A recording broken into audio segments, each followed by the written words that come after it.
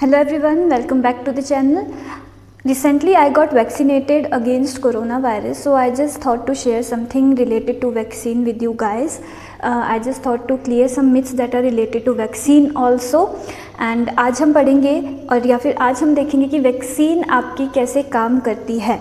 आप सब ने भी जो 18 प्लस हैं, आप सब ने भी अभी तक अपनी वैक्सीन का फर्स्ट डोज ले लिया होगा, whether it is Covishield, whether it is Covaxin or any other vaccine that is available in your near center. And तो क्या ये चीज़ जो हमारी बॉडी में इंट्रोड्यूस करवाया जा रहा है, उसी के बारे में आज हम लोग स्टडी करेंगे, राइट। सो वैक्सीन, जिसे हिंदी में टीका भी कहा जाता है, एक सॉल्यूशन होता है। क्या है? वैक्सीन एक सॉल्यूशन है, राइट जो जब हमारी बॉडी में इंट्रोड्यूस करवाया जाएगा, हमारी बॉडी की एंटीबॉडीज़ प्रोडक्शन को स्टिमुलेट करेगा। मींस मतलब क्या करेगा, हमारी बॉडीज़ में एंटीबॉडीज़ की प्रोडक्शन होंगी। और एंटीबॉडीज़ वो सब्सटेंस है हमारी बॉडी की जो कि हमें डिजीज़ कॉजिंग ऑर्गेनिज्म से प्रोटेक्ट करती है या फाइट करती है। तो वैक्सीन क्या है? वैक्सीन एक सॉल्यूशन है जिसे जब हमारी बॉडी में इंट्रोड्यूस करवाया जाएगा, एंटीबॉडीज़ की प्रोडक्शन करेगा, जिसकी वजह से हमारी इम्यूनिटी इंक्रीज होगी। इस सॉल्यूशन में क्या प्रेजेंट रहता है? इस सॉल्यूशन में डेड या फिर inactive disease causing organism present रहेगा।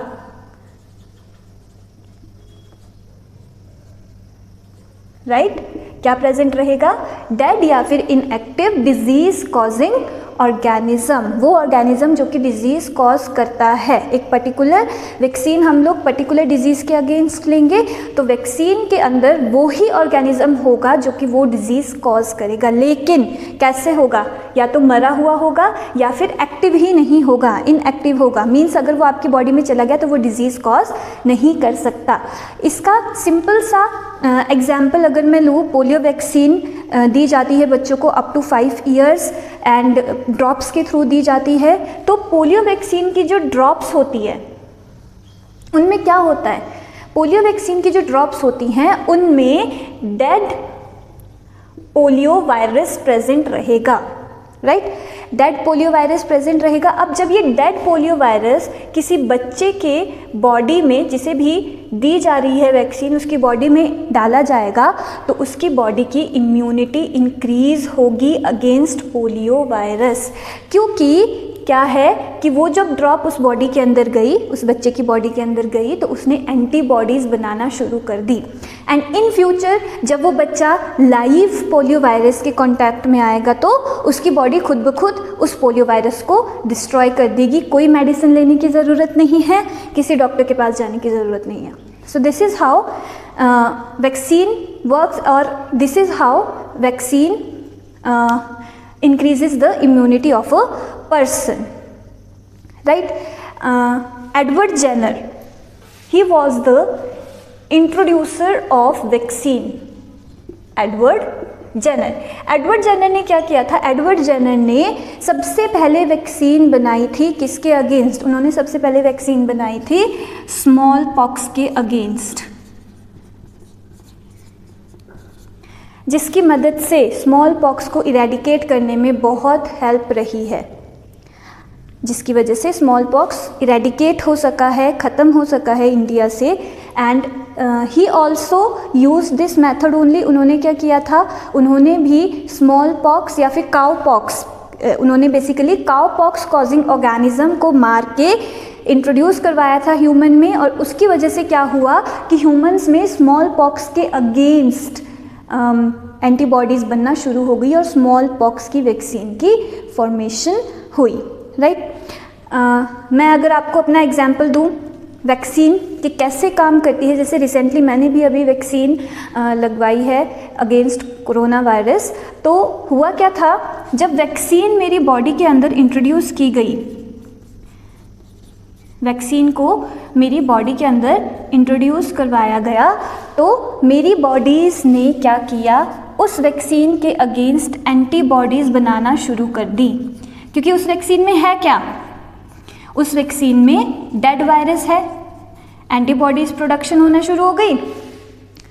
अब क्या होगा, अब उस वैक्सीन में जो डेड वायरस था उसके बीच में और एंटीबॉडीज़ के बीच में फाइट होगी, क्योंकि एंटीबॉडीज़ को क्या करना है, उस डेड वायरस को डिस्ट्रॉय करना है। तो जब ये चीज़ होती है, जब जो वायरस, डेड वायरस हमारी बॉडी में गया है उसके बीच में और एंटीबॉडीज़ के बीच में जब फाइट होती है तो हमें थोड़ा सा फीवर आता है, हमें टायर्डनेस फील होती है, बॉडी एक होना शुरू हो जाता है, लेकिन that is for few moments, या फिर मैं कहूँ एक दिन के लिए वो चीज़ रहेगी, उसके बाद सब कुछ ठीक रहता है, राइट। तो जब ये चीज़ होगी तो फीवर आएगा, बॉडी एक होगा और थोड़ा सा आपको टायर्डनेस फील होगी। इसका मतलब क्या है कि जो हमारी वैक्सीन है, जो हमने ली है, वो अच्छे से काम कर रही है।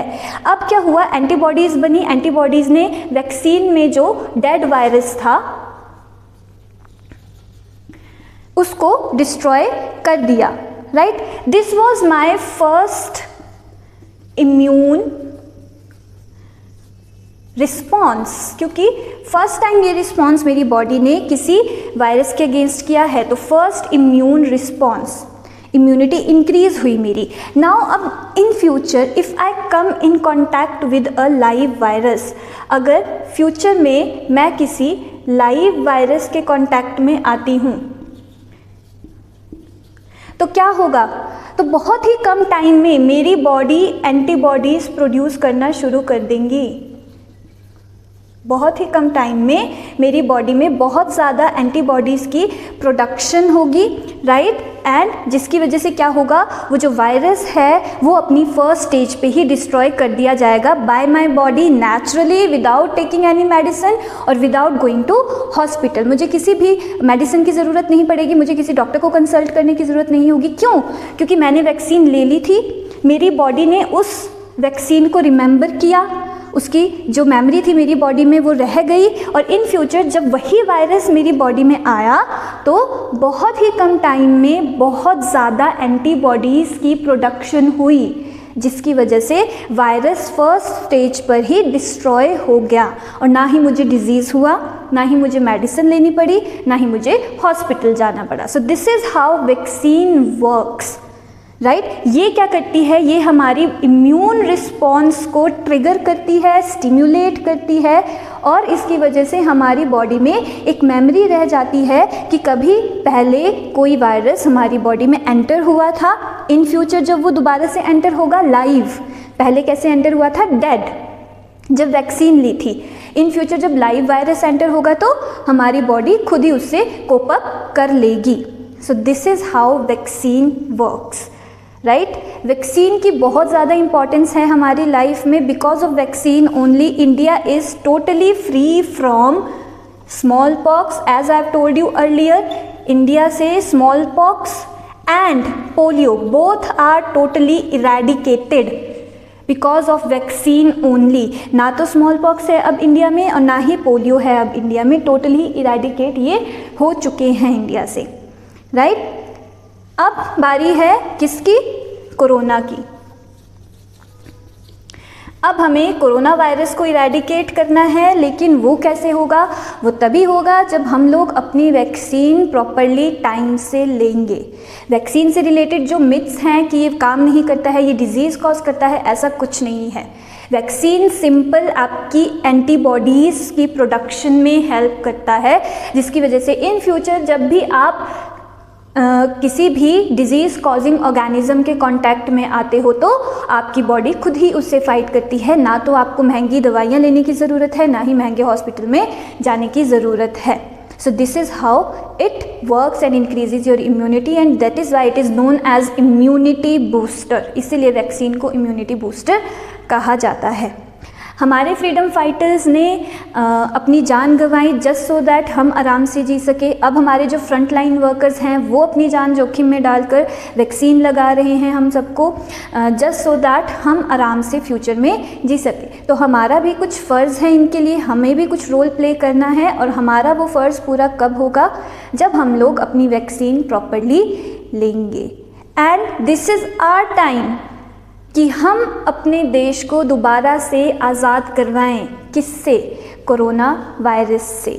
सो you all have to contribute, all the viewers जो भी देख रहे हैं सबको इसके लिए कंट्रीब्यूट करना है। और कंट्रीब्यूशन कैसे होगी, जब आप वैक्सीन प्रॉपरली टाइम से लोगे। I hope this was informative for you. कुछ ना कुछ आपका इससे वैक्सीन से रिलेटेड कोई मिथ क्लियर हुआ होगा।